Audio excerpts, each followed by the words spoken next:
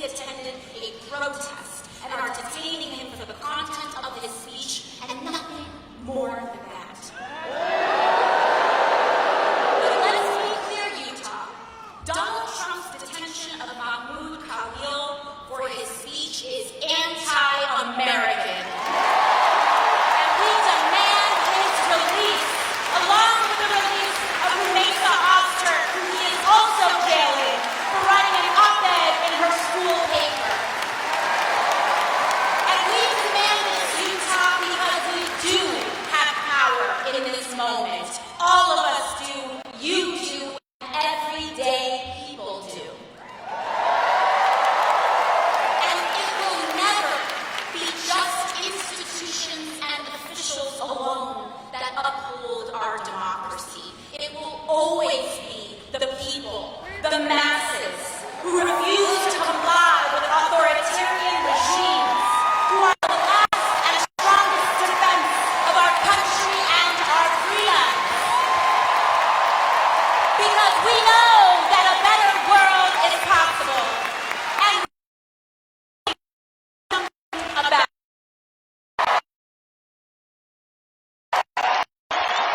But to get there, we must be honest about how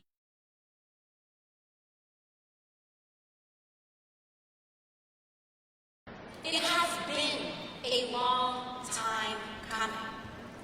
The destruction of our rights and our democracy is directly tied to the growing and extreme wealth inequality that has been building in America for years. It is not a coincidence that billionaires like Elon Musk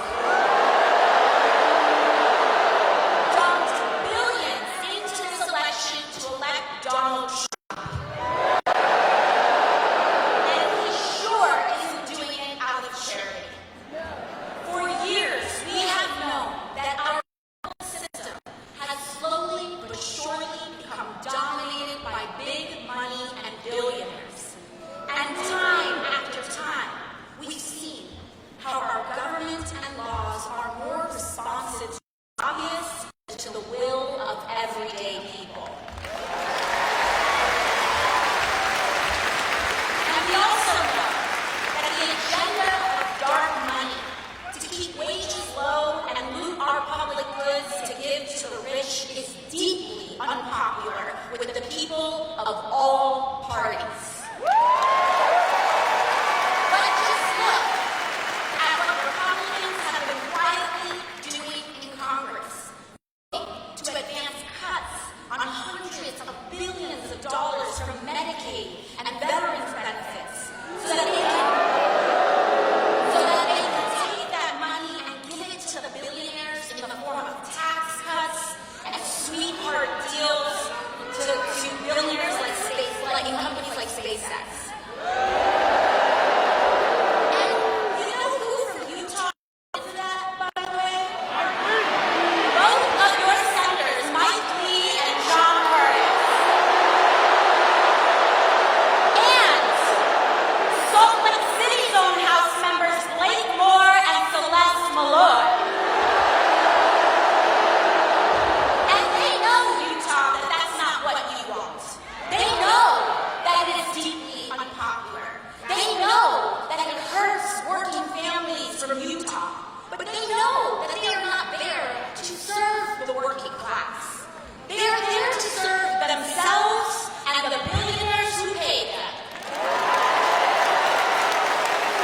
But they also know that the only chance they have to get away with such an unpopular agenda is to stoke deep divisions along race, identity, and culture to keep us fighting and distracted from one another.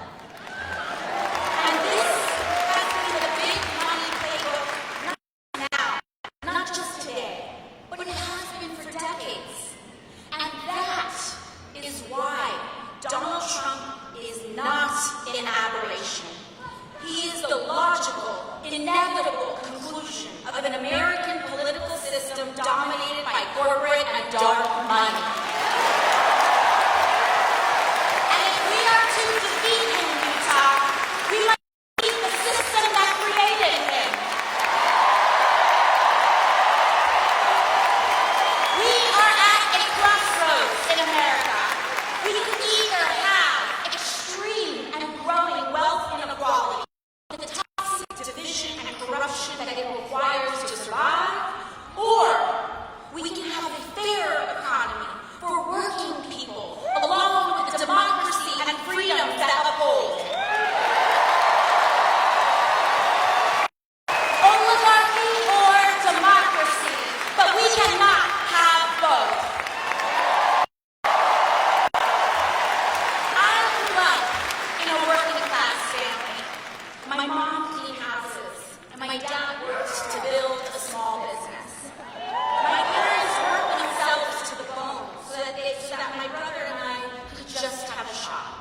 the American dream.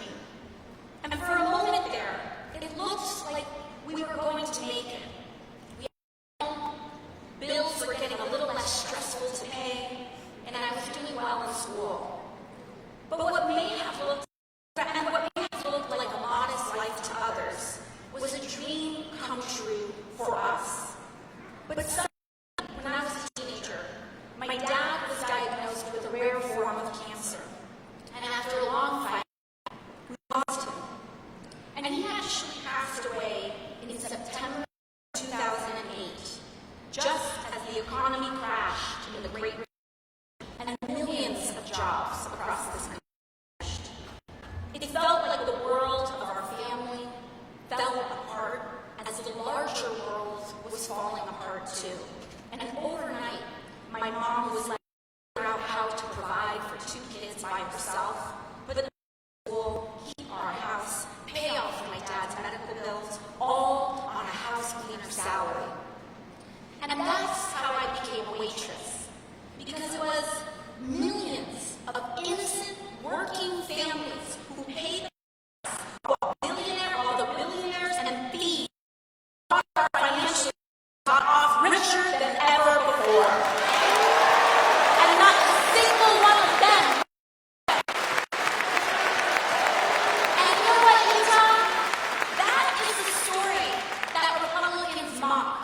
Not mine, but all of us. When they say that a waitress or working person is unqualified to serve in Congress. But the fact is, many of us are far more qualified to know what real life is like than any of them will. And I tell this story not because it's special, but because of how common and normal it is. While the details may differ, so many of us know what it feels like for life. One bad day, one bad piece of news, one major setback, from everything feeling like it's going to fall apart. And we don't have to live like this anymore, Utah. We can make a new world, a better country, where we can fight for the dignity of all people. And it looks like living in Utah. It looks like stable housing, Utah. It looks like guaranteed health care, Salt Lake City. And it looks like respect for all of our differences, no matter who we are or where we come from. Oligarchy or democracy. And we are here today because we choose democracy. We choose freedom. And that means that we choose to out-organize the oligarchy. We will do away, and we must do away with the power of big money. And that is why, even as with the long shot campaign, I decided that I would never take money from lobbyists or corporations, and I never will.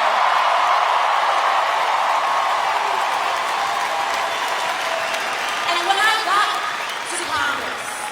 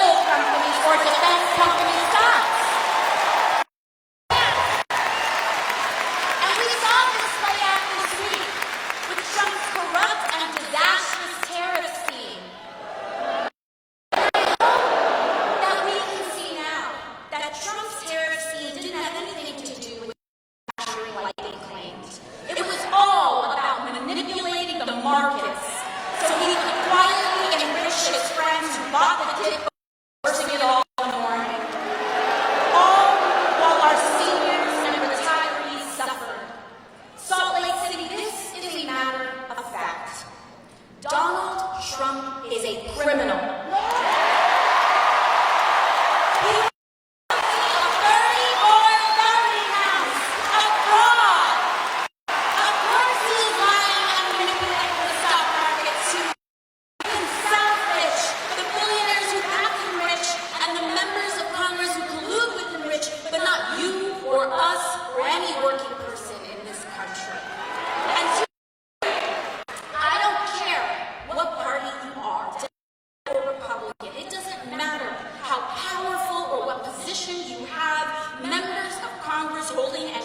Individual stock is wrong. It is corrosive, destructive, and it must be banned.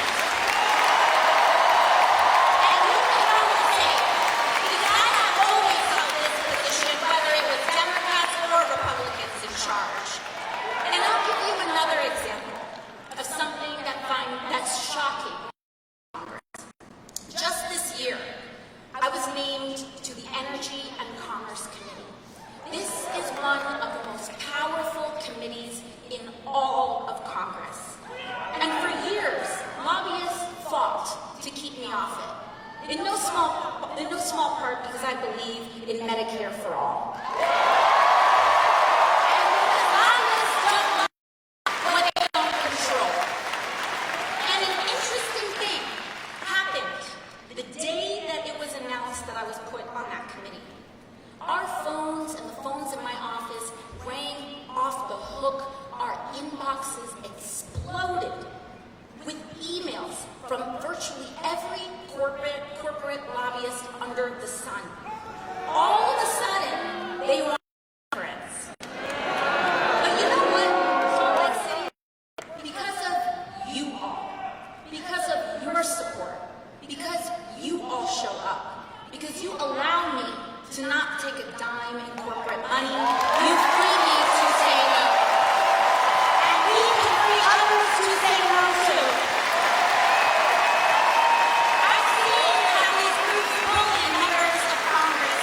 They threaten to take money away or threaten to spend it against them if they don't do what they want.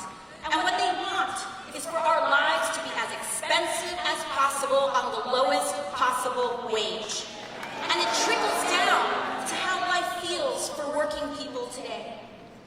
But I want to understand that this constant pressure that we feel in our lives, of the water rising up to our throats, the impossibility to afford anything easily, the fear of speaking up or being who we are in public, the bitter driven more by online algorithms than the truth, the crumbling of our protections. Understand that this, right now, is what it feels like to be governed by billions. This is what oligarchy feels like, not someday, right now. The first step is for us to open our eyes. Because, of course, it is a system that depends on division to enable inequality, that will result in a president who is best at dividing us and most skilled at corruption. And it will also reward the Republicans in Congress who support that no matter what crimes are committed. Big money is how we got Donald Trump. His whole presidency began with launching tools for bribery, meme coins and cryptocurrencies to fleece normal people and move money in the dark. Extortion settlements from media companies and law firms who gladly paid the price. Removing duly elected officials from the inauguration, even Republican ones, to make room for the unelected billionaires who sat right behind him. We have one central economic mission: to make billionaires richer at the expense of the United States of America. And it does not surprise us that their first economic mission has been to target Medicaid, Medicare, Social Security, firing our federal workers, and cutting benefits from our veterans for hundreds of billions of dollars so that they can that money off to the wealthiest. And Utah, I know that it can look or feel impossible sometimes out here for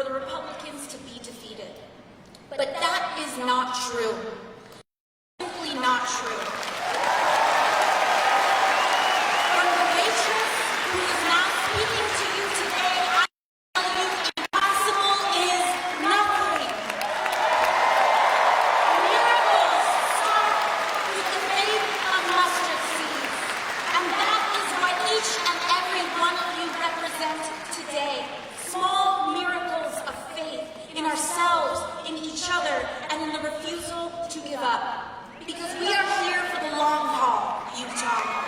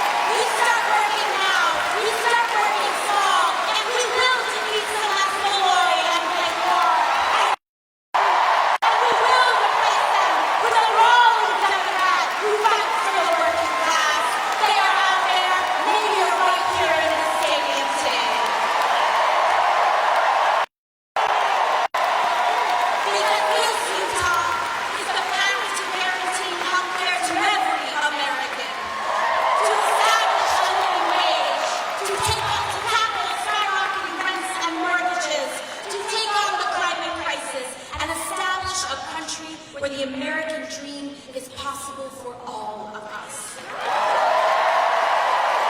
I will end where I began. We might all come from different places, but we share many of the same experiences. So to all of those who came here today unsure of whether this is where you belong, I want to say that you do.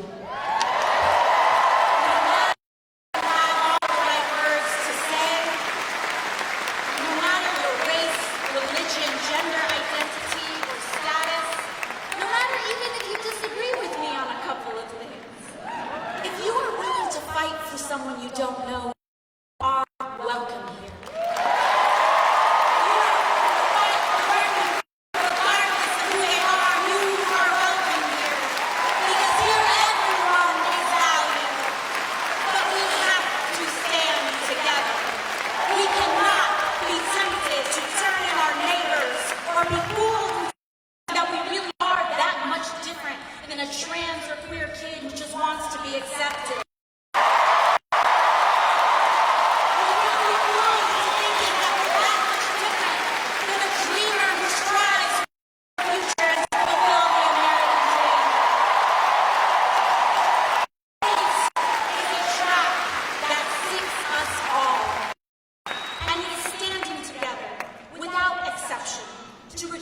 Division.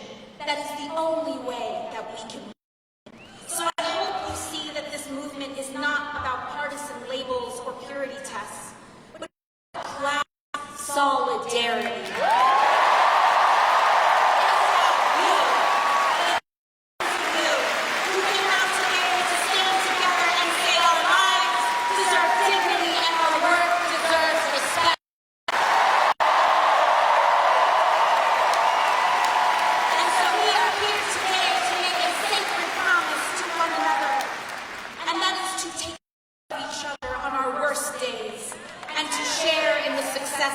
Of our best.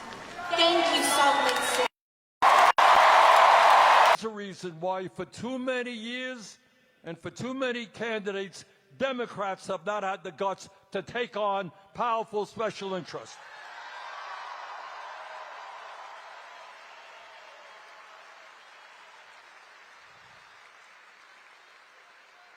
I want to say something else, and that is, I want to say a lot of things, actually.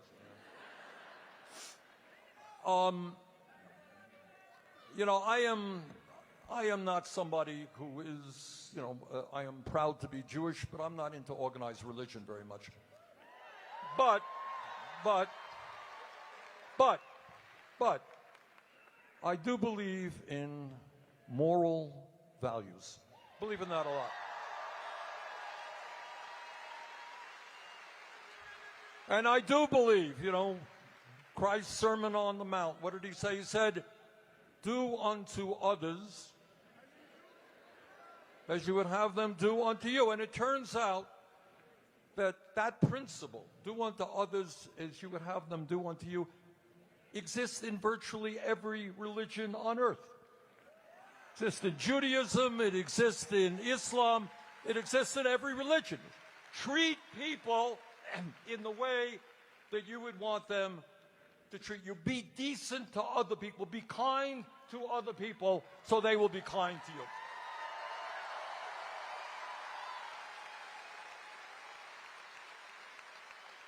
And I know that in Utah and in Vermont and all over the country, there are millions, tens of millions of people who believe that, who try to do the right thing, try to be decent, try to be humble, try to respect the rights of other people, try not to be bullies. Millions and millions of people hold that ethos very, very strongly. But I do want to say that in terms of the oligarchs in this country, they are also very religious people. But they have a strange religion. Their religion is greed, greed, and more greed.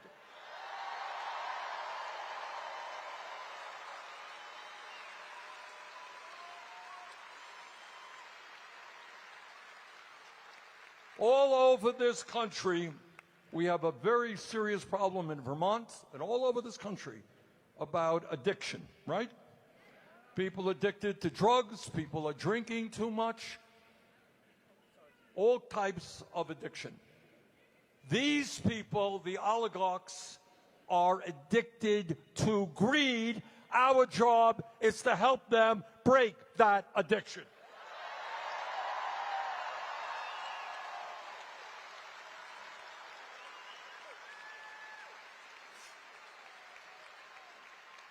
We cannot continue to live in a country where billionaires will step on people, take food away from hungry children in order to give tax breaks to people who don't need it.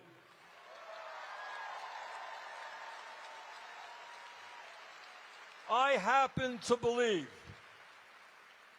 that we are more human, we live more fulfilled lives when we try to help other people, not step on other people.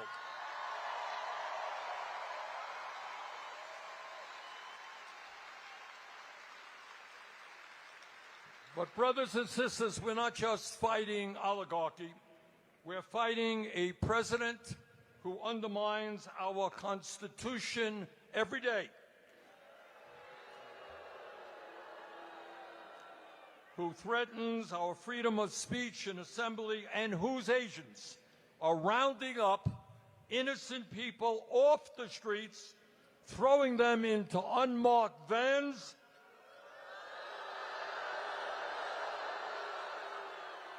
and bringing them to detention centers in this country and abroad. That is what takes place in dictatorships, not in America. We will not allow them to continue to do that.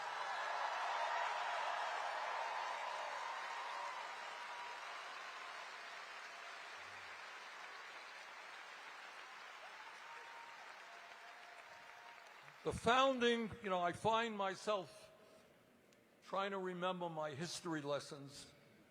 Should have done better in history. But I think back to the founding of this country. And let me tell you, the founding fathers of this country were no dummies.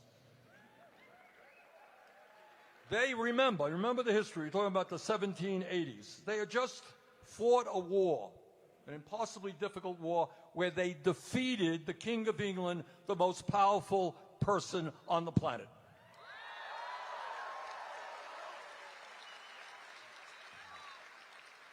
Let's hear it for George Washington.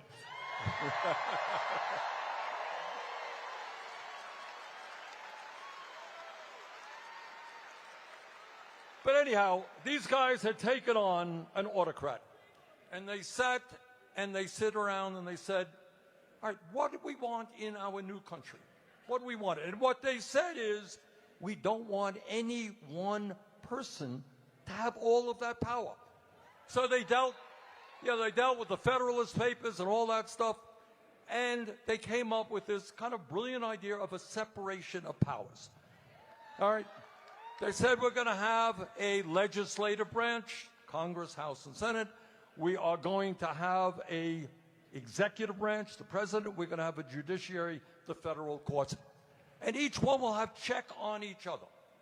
And what I want to tell you, and I don't need to tell you, I think you're seeing it every single day. You have a president who is working overtime to take power away from the Congress. You got a president who is working overtime to take power away from the federal courts.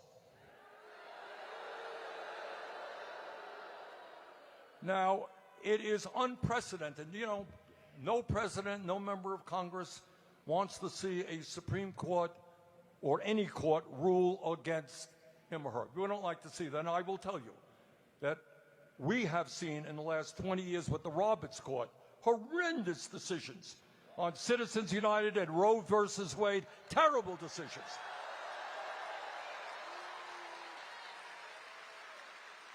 But we understand that we live in a rule of law. What Trump and his friends are doing now is they're saying, oh, a judge ruled against us. A judge said we can't do something which is unconstitutional. Let us get rid of that judge. Let us impeach that judge. So in other words, you take power away from Congress, you take power away from the judiciary, and also you got a president who really does not like to be criticized. So he is sued. I mean, this is, again, unprecedented. He has sued ABC, CBS, Meta, the Des Moines Register. The Des Moines Register did a poll he didn't like. They are suing him. They are investigating right now PBS and NPR.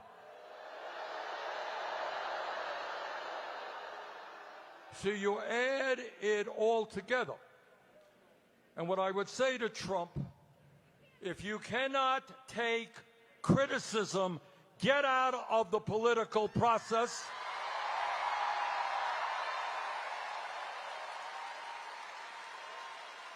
This is a democracy, and criticism is an essential part of that democracy.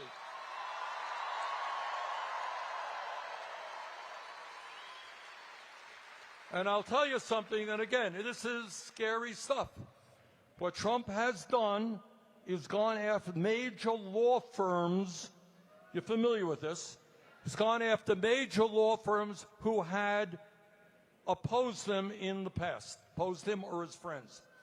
And what is really disgraceful is that a number of these law firms whose job it is to defend the rule of law, they have caved in to Trump in order to get their millions and millions of dollars in government contracts. And he is going after universities. The function of a higher university, an education in general, is the pursuit of truth, wherever that takes us.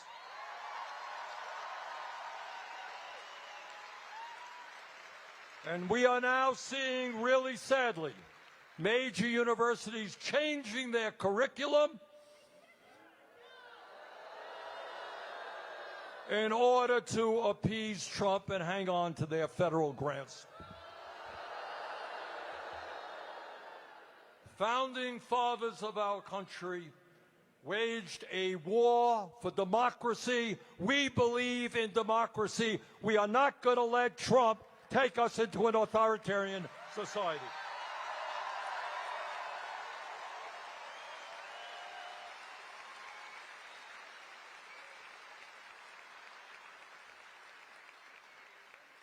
But it is not just domestic policy that we should be concerned about.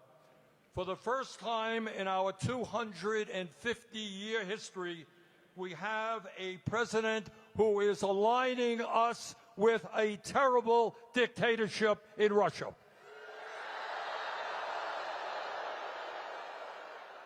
No, Mr. President, Ukraine did not start that war. Putin and Russia did.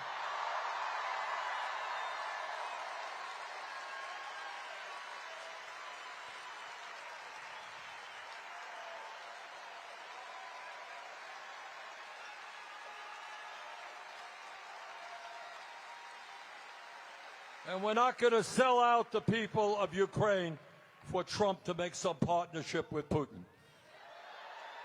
But it's not just Ukraine, not just Ukraine. I very strongly opposed the Biden administration when they provided billions of dollars to the extremist Netanyahu government.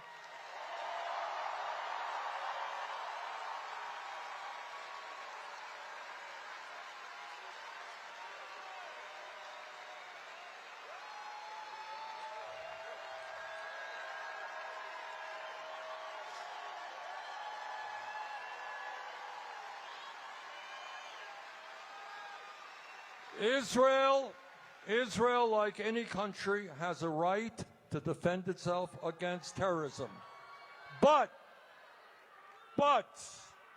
it does not have the right to wage an all-out war against the Palestinian people in Gaza.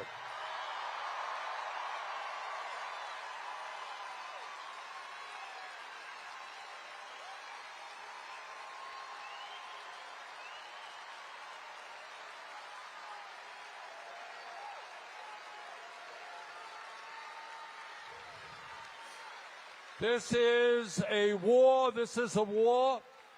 that has already killed in an area of 2.2 million people, has killed 50,000 people, has injured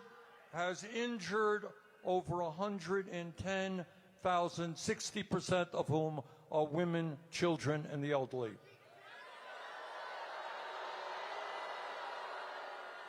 And to make a bad situation even uglier, Trump has now decided that he wants the United States to dispel, to get rid of all of the people in Gaza so he can build a Riviera for his billionaire friends.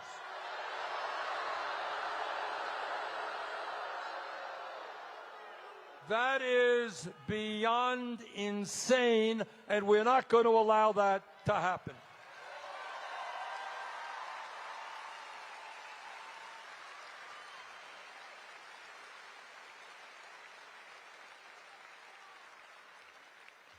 Let's take a moment to do something that is not often done in the media, in the corporate media, or in the halls of Congress.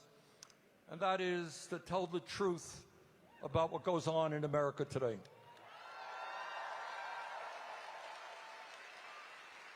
And here it is in a nutshell.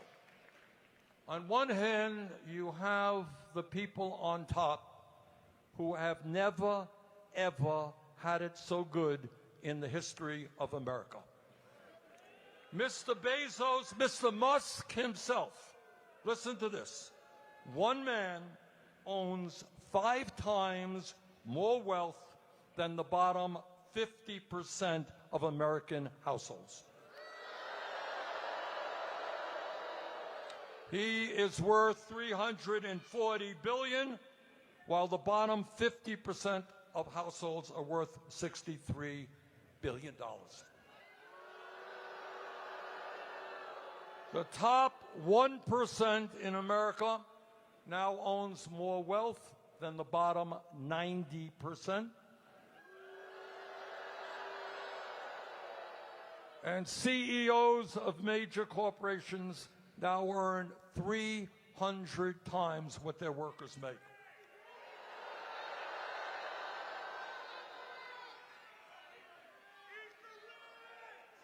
Now that is one America, and it's an America where these guys really are separated from the reality of American life. They fly around in their own jets. They own their own islands. They send their kids to exclusive schools. They have nannies. They live in their very separate world. That's one world. And then there is another world. And in that other world, in the richest country in the history of the world, 60% of our people live paycheck to paycheck. Does everybody here know what living paycheck to paycheck is about? Are some of you living paycheck to paycheck? Well, I know a little bit about it because I grew up in a family that lived paycheck to paycheck and grew up in a rent-controlled apartment. And let me tell you what living paycheck to paycheck is about. It is wondering what happens when your landlord raises your rent. It is wondering what happens when your kid gets sick and you can't take her to a doctor. It is wondering what happens to you when you can't afford the outrageous cost of prescription drugs. It is wondering what happens to you if your car breaks down. Think about this. If your car breaks down and the mechanic says it's $1,000 to fix the car, you don't have $1,000. What do you do if you don't have that $1,000? You can lose your job. You lose your job, your whole life is shattered. That's living paycheck to paycheck. And you know what the reality of all of that is? And I want you to hear this. As a nation, despite spending so much on health care, we live about 4 years shorter lives than the people in other countries. But here's something that is very rarely discussed. If you are working class in America, you will live a 7-year shorter life on average than the rich. Why is that? Primarily stress. It's trying to figure out every single day, 365 days a year, how you're going to survive, how you're going to pay the bills, how you're going to take care of the basic necessities of life. And you do that day after day, week after week, year after year. It takes years from your life.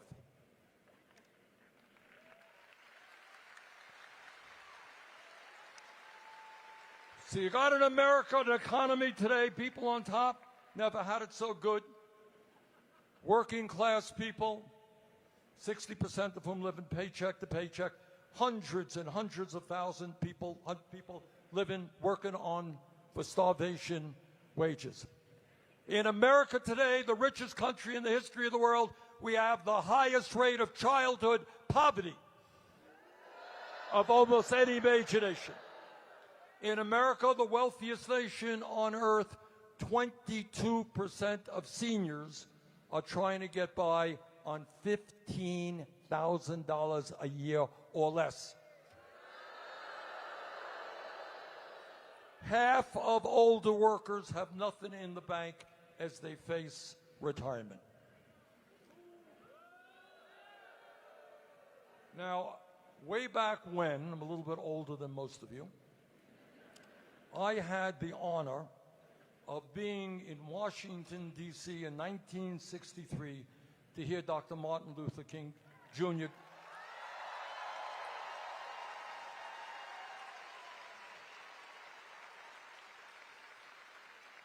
And I was there, not up here, but way, way, way in the back, huge crowd, hearing him speak about racism in America and the need to end racism. And the good news is that over the last number of years, we have made progress. Not enough, but we have made significant progress in ending racism in America.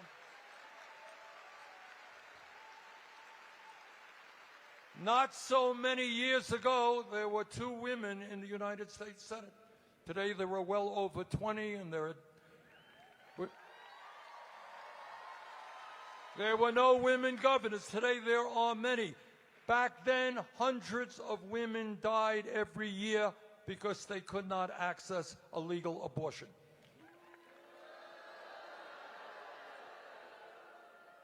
We have made some progress, but that struggle still continues. Women have the right to control their own bodies, not the government.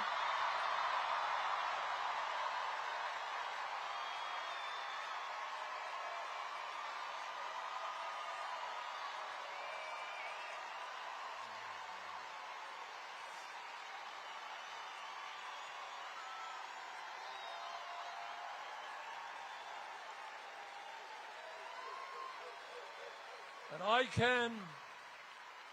I can remember as a kid that anybody who was gay, they never talked about it. They never made that public. They suffered in silence. And the idea then, oh, we need a medic here. Can we please get somebody here? All right.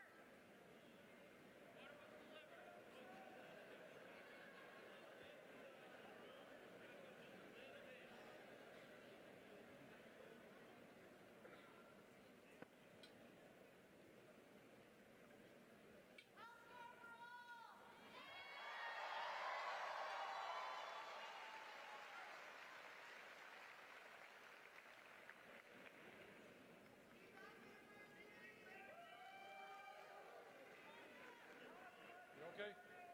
All right. I think she okay? Okay, good. Thank you all.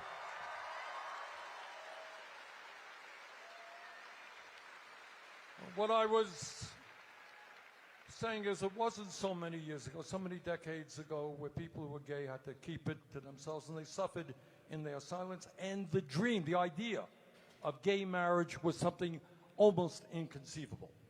All right, my point in saying these things is that over the decades, we have made progress in a number of important areas. We've made progress in combating racism, made progress in combating sexism, made progress in combating homophobia.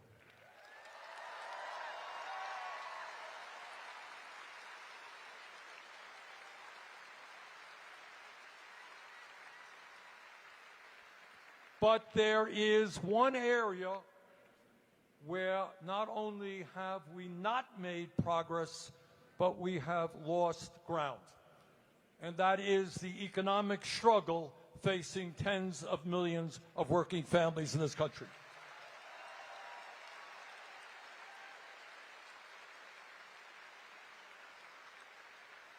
Back in 1944, in a State of the Union address, President Franklin Delano Roosevelt, one of our very greatest presidents, he said something very profound. And in so many words, what he said is, you know, we have a Constitution, it's a great Constitution, guarantees freedom of speech, freedom of religion, etc.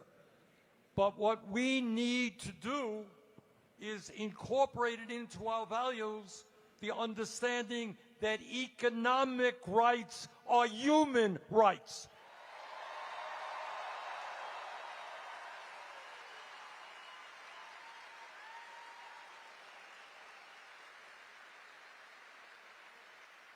We are the richest country on earth, and new technologies are going to make us even richer. There is no excuse for children in America going hungry. There is no excuse for elderly people not being able to afford their prescription drugs. There is no excuse for 800,000 people sleeping out on the streets.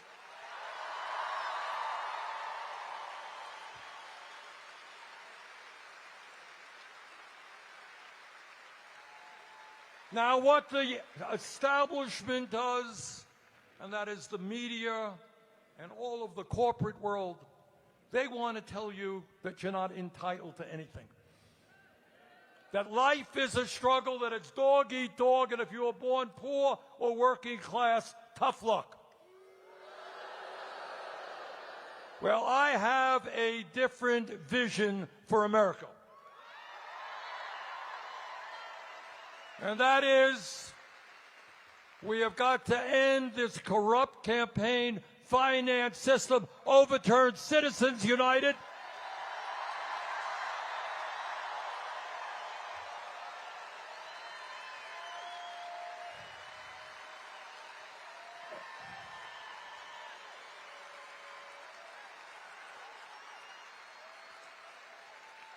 And move to public funding of elections. Elon Musk should not be funding our elections.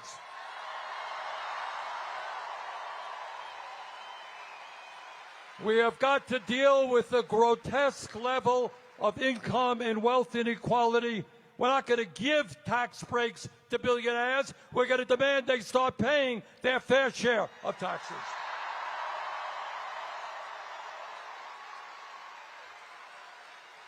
We're not going to tolerate tens of millions of workers trying to get by on starvation wages. We're going to raise the federal minimum wage to a living wage.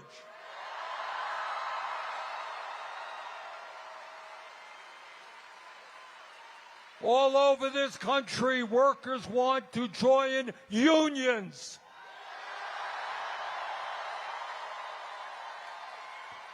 Because when you're in a union, you get better wages, better benefits, better working conditions.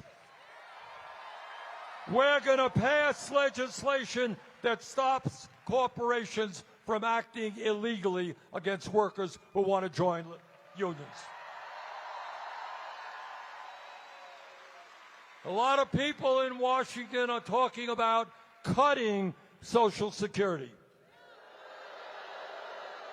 We're not going to cut Social Security. We're going to expand Social Security.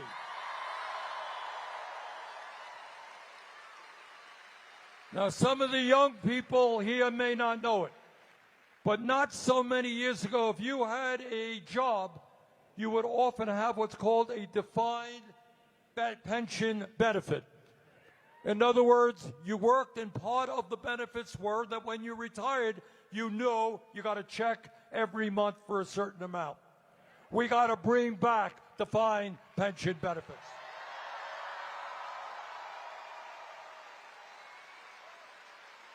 And when we talk about where we want to go as a country, I want everybody here to understand we are the only major country on earth that does not guarantee health care to all people as a human right. This is not a radical idea. We are spending twice as much per capita on health care as the people of other nations, and yet 85 million, and many of you here, are uninsured or underinsured. Large deductibles, yes? The function of a rational health care system is not to make huge profits for the insurance companies and the drug companies.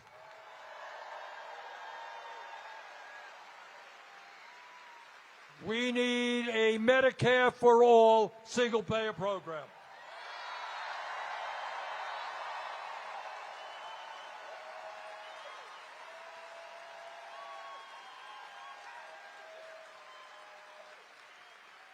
All over this country, in Vermont and all over this country, we've got a major housing crisis. It's not just that 800,000 are homeless. 20 million Americans are spending 50% of their limited incomes on housing. That's crazy. Instead of spending $1 trillion a year on the military, let's build 5 million units of low-income and affordable housing.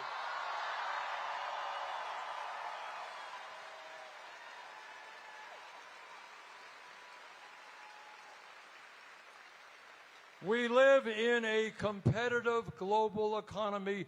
We need the best educated workforce on earth.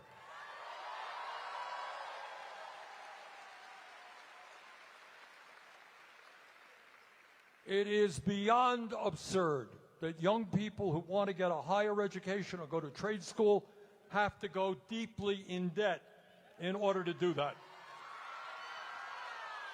Anybody here dealing with student debt? Okay. Just think about it. We desperately need more doctors, more nurses, more psychologists, more dentists, more construction workers, more plumbers, more electricians. We desperately need them.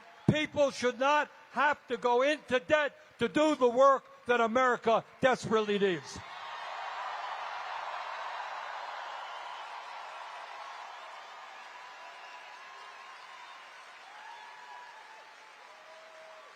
It is not a radical idea. It is not. You know, 100 years ago, working class people said, you know what, we want our kids not to be working in factories or in the fields. We demand public education. And we got that. But that stops at the 12th grade. The world has changed. We got to make public colleges and universities tuition free.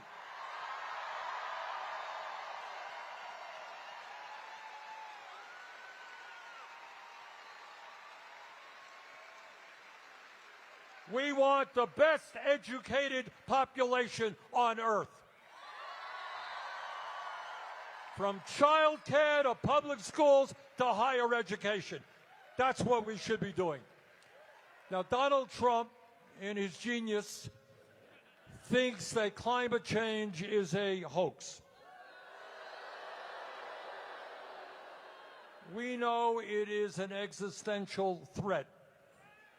And we know we can create millions of good-paying jobs, transforming our energy system away from fossil fuel to energy efficiency and sustainable energy.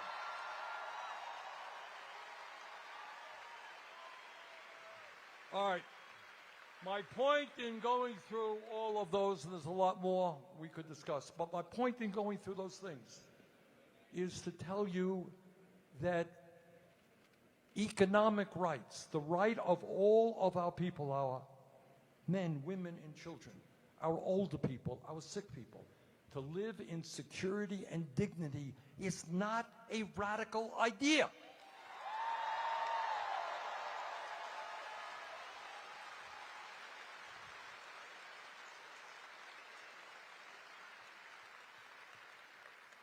Back in 1857, Frederick Douglass. You all remember Frederick Douglass? He was a great abolitionist, and in 1857, they were in the middle, obviously, of this great struggle to end slavery. And I want you to hear what he said, because what he said back in 1857 in the fight against slavery is as relevant today as it was then. This is what he said. Listen carefully. Power concedes nothing without a demand. It never did, and it never will.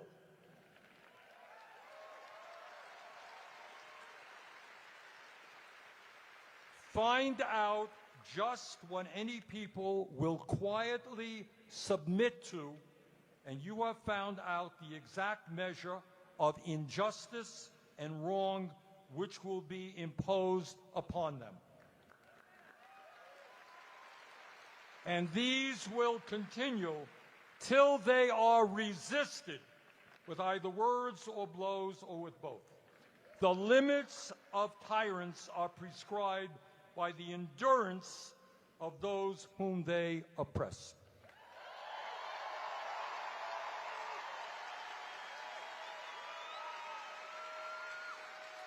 Pretty relevant today, isn't it? In other words, all that Douglass is saying, they ain't going to give you nothing. They want it all. And unless we stand up together and tell them, sorry, this country belongs to all of us, not just the billionaire class, unless we bring our people together, we will never achieve the goals that we want.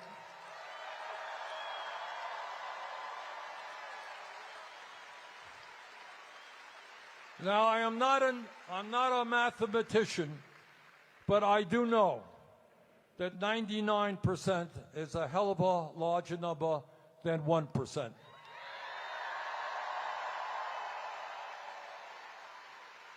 So if we stand together and not let them divide us up by the color of our skin or where we were born or our sexual orientation, if we stand together, we can defeat Trumpism, we can defeat authoritarianism, we can defeat oligarchy, we can create a new nation. Thank you all.